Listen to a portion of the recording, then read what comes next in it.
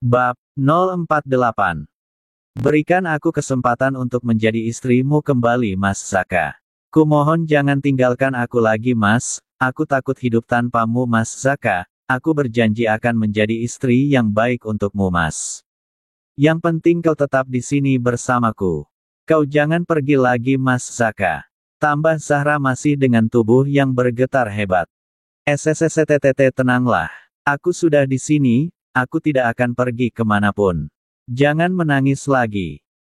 Kepalamu bisa sakit jika kau terus menangis, Zahra. Lembut Ustadz Aska mengusap air mata kerinduan yang berada di wajahnya, kemudian melonggarkan pelukan istrinya dan membuka cadar Zahra yang sudah seperti disimbah air menjadi basah kuyup. Kau semakin cantik, kata Ustadz Aska jujur karena Zahra memang sudah jauh bertambah cantik dari 2 tahun lalu. Blus. Wajah Zahra memerah karena mendapat pujian dari suaminya. Aska tersenyum tipis dan mengusap air mata Zahra. Aku minta maaf karena aku pergi terlalu lama. Maafkan aku yang terlalu egois meninggalkanmu di sini tanpa menyelesaikan masalah di antara kita, Zahra. Lembut Ustadz Aska mengecup dahi istrinya yang sangat dia rindui. Zahra menggeleng, tidak, Mas Zaka. Mungkin itu yang lebih baik agar aku bisa lebih dewasa menjadi seorang istri, Mas. Kumohon jangan pergi lagi.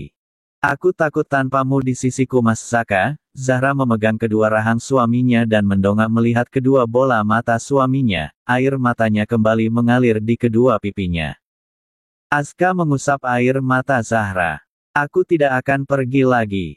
Jika aku kembali ke Mesir, aku pasti akan membawamu bersamaku, kata Ustadz Aska mengukir senyuman di wajah tampannya yang memperlihatkan lesung pipinya yang menawan. Janji, ucap Zahra.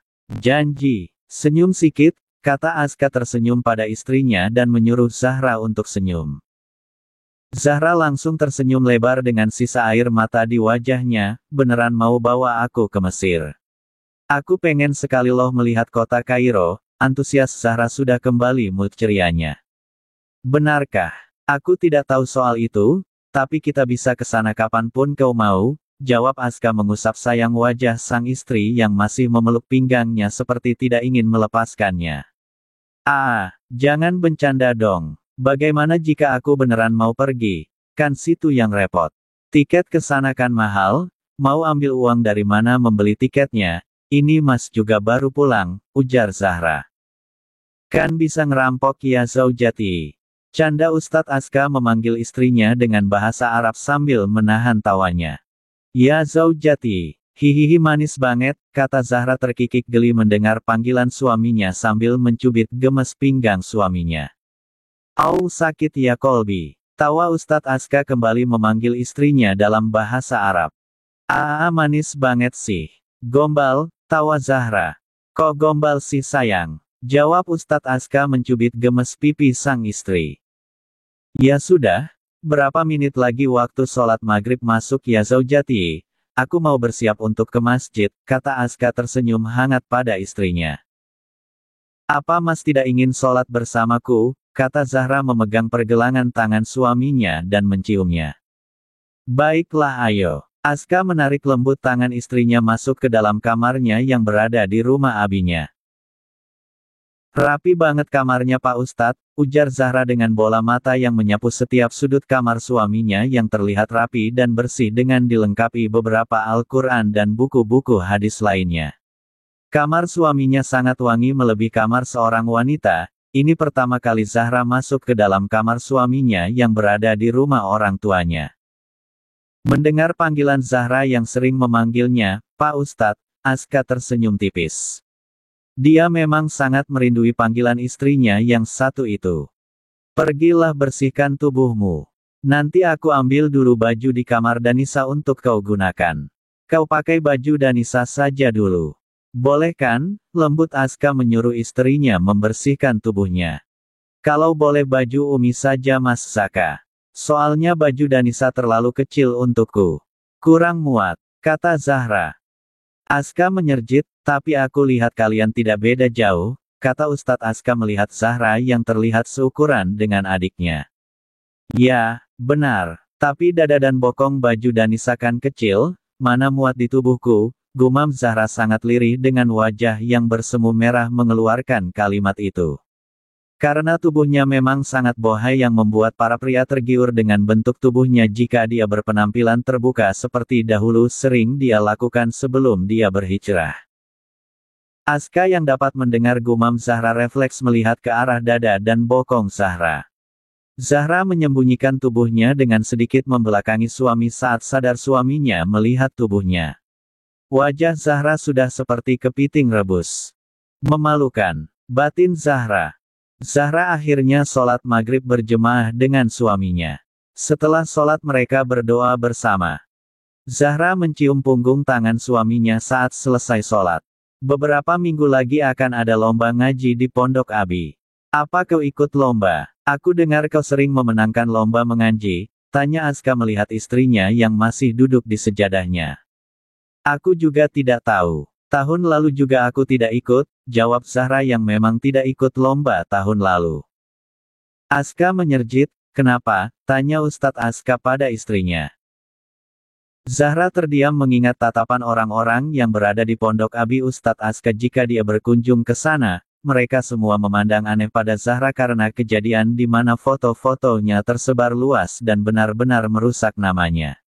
Dia juga mengingat kejadian beberapa bulan yang lalu di cave-nya. Flashback. Saat menunjukkan pukul 7 malam Zahra masih di kafe. Hanya ada dia juga satu gadis yang bekerja di kafenya, tiba-tiba dia mendengar seseorang menyapanya. Hai Zahra, sapa salah satu laki-laki yang juga belajar di kampus yang sama dengan Zahra. Mereka memang sudah mengetahui jika kafe itu milik Zahra. Dan mereka juga tahu jika yang bercadar itu adalah Zahra wanita yang sering balapan dulu dengan mereka semasa masih sama-sama kuliah. Zahra yang lagi duduk santai di salah satu kursi yang berada di kafe mengangkat pandangannya melihat pada laki-laki di hadapannya yang menyapanya. Dia tahu pria itu juga belajar di kampus yang sama dengannya. Zahra tidak menjawab sapaan pria itu, dia kembali melihat pada ponselnya dan mengabaikan pria itu yang dia tahu tidak berniat untuk makan maupun minum di kafanya. Melainkan ingin datang dengan tujuan yang lain. Sombong sekali kau. Aku mampir ke sini mau tanya apakah di sini menyiapkan pijat plus-plus. Aku bisa membayar tubuh wowmu itu jika kau mau, kata pria itu ingin meraih dagu Zahra yang berada di balik cadarnya. Tak. Zahra menepis tangan pria itu. Pergi saja dari sini jika kau hanya ingin jadi sampah di sini, tong sampahku sudah penuh semuanya, kata Zahra dengan pedas. Wow, lidahmu sangat pedas sayang. Apa aku boleh mencoba bibir pedas di balik cadar munafikmu itu? Pria itu semakin mendekati Zahra yang terlihat tenang saja seperti tidak takut pada laki-laki di hadapannya. Pria itu berniat menyentuh Zahra dan Buk, perempuan gila, teriak pria itu memegang selangkangnya karena Zahra menendang masa depannya. Mampus lo, kata Zahra meninggalkan pria itu yang kesakitan. Gadis yang bekerja di toko Zahra terbengong dengan mulut terbuka melihat kesadisan Zahra yang menjatuhkan pria itu hanya dengan satu tendangan saja. Semenjak hari itu Zahra menutup cave-nya pukul 5 sore. Dia malas jika harus berhadapan dengan pria-pria gila yang memang sangat menginginkan tubuhnya. Bahkan Zahra tidak jarang mendapat sindiran dari ibu-ibu yang mengenali Zahra dengan berbagai sindiran pedas yang kadang juga membuat telinga Zahra memanas. Tidak sampai di situ, ada beberapa laki-laki yang datang padanya ingin membayarnya untuk tidur bersama dengannya dengan jumlah bayaran yang sangat besar. Tapi Zahra tetap sabar dan tenang menghadapi semua ujian yang datang menghampirinya silih berganti tanpa henti. Selesai. Flashback. Kembali pada Zahra dan suaminya yang bertanya padanya. Zahra menggeleng dan tersenyum kecut menjawab suaminya. Hanya tidak ingin saja ikutan lomba mas, lagi pula aku sibuk di kafe, bohong Zahra pada suaminya. Ustadz Aska yang memang sangat peka, dia tahu jika ada yang Zahra sembunyikan darinya. Kau membuka kafe? Tanya Aska pada istrinya. Zahra mengangguk menjawab suaminya. Bukannya seharusnya kau sudah lulus kuliah? Kenapa tidak mencari pekerjaan sesuai jurusan yang kau ambil? tambah Ustadz Aska yang memang tidak tahu apa-apa tentang istrinya. Zahra terdiam sebentar kemudian menunduk melihat jari harinya. Semenjak Mas Zaka pergi, aku juga sudah berhenti kuliah, jawab Zahra masih menunduk. Melihat Zahra yang seperti terpaksa menjawabnya, Ustadz Aska menghentikan pertanyaannya pada istrinya walaupun sebenarnya dia sangat penasaran. Apa kau tidak lapar? Tanya Ustadz Aska pada Zahra. Dia sengaja merubah topik pembicaraan mereka. Lapar Mas, jawab Zahra tersenyum dipaksakan di wajah cantiknya. Dia khawatir jika suaminya tahu tentang dirinya di mata masyarakat, suaminya juga akan memandang rendah dirinya atau kembali meninggalkannya, karena dia bukan wanita sempurna dan memiliki banyak sekali kecatatan di mana-mana. Kita makan di luar setelah isyak. Apa kau mau? Sebentar lagi kan akan masuk waktu isyak. Ajak Aska pada istrinya. Zahra mengangguk pelan, mana Umi Abi dan Danisa Mas? Aku tidak melihat mereka. Dan sepertinya mereka juga belum datang. Tanya Zahra karena dia belum mendengar ada tanda-tanda Umi Abi juga Danisa yang sudah pulang. Kata Umi tadi mau ke panti Umi Amelia dengan Abi. Danisa juga ikut dengan Umi sama Abi, jawab Aska. Terus kenapa Umi menyuruhku membawa makanan ke sini? Tanya Zahra heran. Umi Fatimah memang sengaja menyuruh Zahra datang ke rumah dengan alasan membawa makanan dari kafenya agar dia bisa bertemu dengan suaminya dan menyelesaikan masalah di antara mereka yang sudah lama tertunda. Sebelum Ustadz Aska menjawab Zahra, azan isyak sudah berkumandang, dan mereka pun kembali bersiap untuk sholat. Selesai sholat Zahra dan Ustadz Aska menyempatkan waktu membaca Al-Quran surah pendek Al-Mulk. Setelah itu mereka keluar dari kamar. Bukannya kau ada membawa makanan untuk Umi? Kita makan itu saja bagaimana, ujar Aska. Bosan Mas Zaka, kita makan di luar saja ya. Zahra memegang lengan suaminya dan tersenyum manis. Baiklah. Zahra dan Aska melangkah keluar dari rumah. Guna mobil aku aja Mas, Zahra memberikan Ustadz Aska kunci mobilnya. Aska langsung meraihnya. Mereka berdua berangkat mencari restoran untuk makan malam. Zahra dan Ustadz Aska sudah tiba di sebuah restoran, mereka turun dari mobil kemudian masuk ke dalam restoran dan memesan makanan. Sementara menunggu makanan Zahra membuka suara, selama Mas Zaka di Mesir, Mas kerja apa di sana? Tanya Zahra berbasa-basi. Sebelum menjawab istrinya Aska memperhatikan wajah Zahra. Dia merasa asing dengan sikap Zahra yang sudah sangat jauh berbeda dari sebelumnya. Entah dia harus bahagia atau harus seperti apa, tapi dia merasa seperti ada yang kurang karena Zahra tidak membuatnya kesal seperti dulu lagi.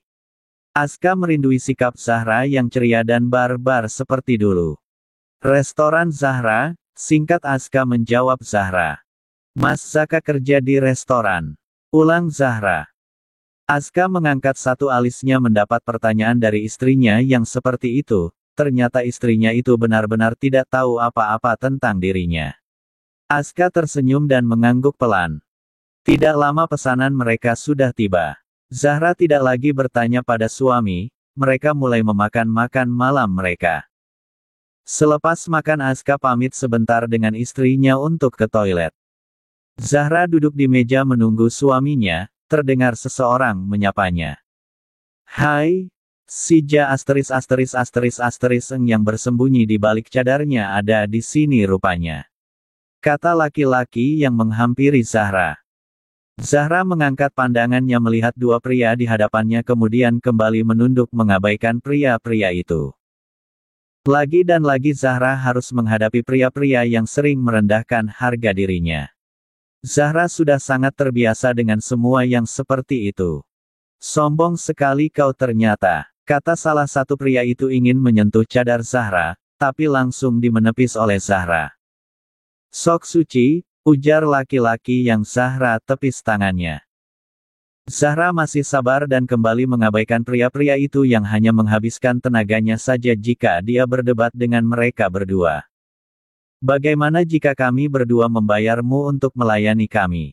2 vs 1 di ranjang pasti seru kan? kata mereka berdua tersenyum mesum dan seperti menelanjangi tubuh Zahra dengan tatapan buas.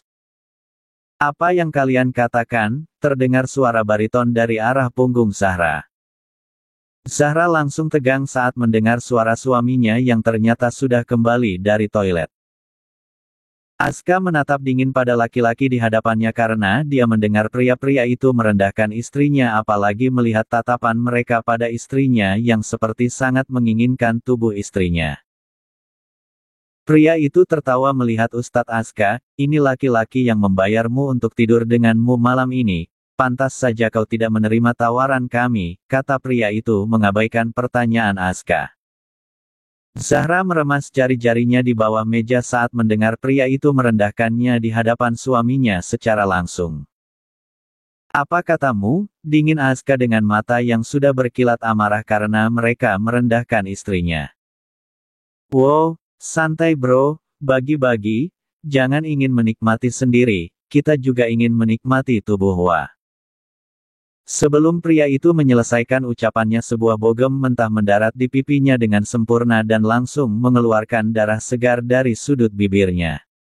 Sialan! Teriak pria itu berdiri ingin membalas pukulan Ustadz Aska tapi Aska menghindari pukulan pria itu dan melumpuhkannya dengan sangat mudah.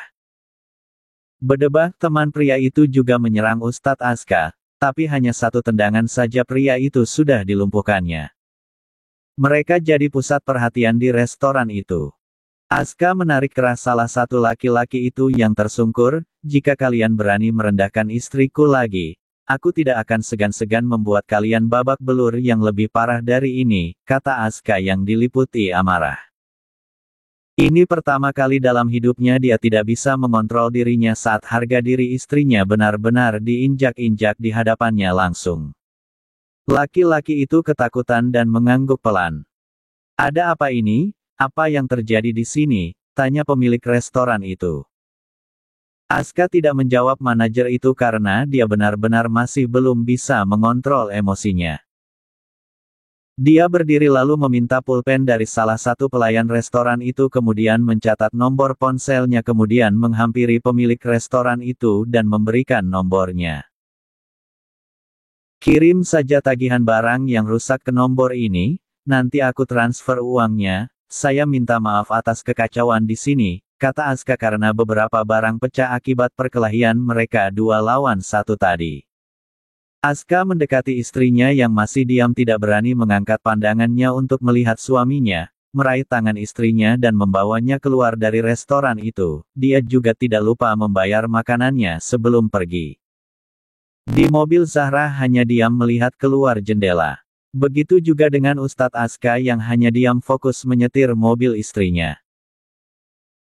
Zahra melihat jalan yang menuju rumah mewah suaminya, tapi dia juga tidak membuka suara sama sekali dan membiarkan mobil melaju ke rumah yang sudah hampir 2 tahun tidak pernah dia menginjakkan kakinya di sana. Beberapa waktu berlalu mereka tiba di halaman rumah berlantai 2 itu. Aska langsung turun dari mobil melangkah masuk ke dalam rumahnya, tiba di dalam dia melihat semua isi rumah itu ditutup menggunakan kain tanpa terkecuali. Dia mengira jika istrinya tinggal di rumahnya, tapi saat melangkah masuk dia baru sadar jika Zahra tidak tinggal di sana. Ustadz Aska mengabaikan pemikiran penasaran yang menghinggapinya, naik ke atas menuju kamarnya masuk ke dalam kamar mandi membasuh wajahnya dan mengambil air wudhu untuk meredakan emosinya. Di mobil Zahra baru membuka pintu mobil untuk turun, melangkah masuk ke dalam dengan langkah lemah. Perlahan kristal bening mulai jatuh dari kedua bola matanya, dia mengira saat suaminya kembali semua akan kembali pulih seperti semula, tapi dia salah. Dia lupa jika dia harus menghadapi berbagai celaan dari orang-orang yang tidak hentinya terus memojokkannya dan memandang rendah harga dirinya. Zahra menjatuhkan dirinya di sofa ruang tengah, dia sengaja tidak naik ke atas bersama suaminya karena dia tahu jika suaminya masih dilanda amarah. Titik demi titik tanpa sadar air mata Zahra semakin deras membasahi cadarnya. Aku tidak punya harga diri lagi ya Allah. Aku benar-benar sudah hancur. Mas Zaka, aku ingin sekali kau menyentuhku, agar semua pikiran burukmu terhadapku akan berakhir. Aku masih perawan, kau adalah satu-satu lelaki yang pernah menyentuhku Mas Zaka. Batin Zahra dengan tubuhnya yang mulai terguncang karena menangis. Tiba-tiba sebuah tangan kokoh memeluknya dengan lembut dan menariknya ke dalam pelukannya. Maafkan aku ya Zaujati, wahai istriku, aku terlalu egois dan meninggalkanmu sendiri menghadapi semua ujian ini dengan sendiri. Maafkan aku, kata Ustadz Aska yang terdengar penuh penyesalan, tanpa sadar dia ikut menjatuhkan air matanya. Aska benar-benar dihinggapi dengan penyesalan yang mendalam telah membiarkan istrinya melalui semua hari-hari tersulit tanpa dia di sisinya. Dia merasa sangat kejam menjadi seorang suami. Tangis Zahra pecah mengeratkan pelukannya pada suaminya menumpahkan semua beban yang selama ini dia pikul sendiri di pundaknya. Zahra menangis sejadi-jadinya hingga beberapa menit Zahra terus menangis tanpa henti. 2 tahun hidup dengan kehormatan yang diinjak-injak, menerima celaan, hinaan, direndahkan, akhirnya di mana hari ini dia bisa melepaskan semua beban itu di bahu suaminya yang sangat dia cintai. Zahra tidak menyangka jika dia harus membayar mahal atas semua dosa-dosa yang telah dia lakukan di masa lalu.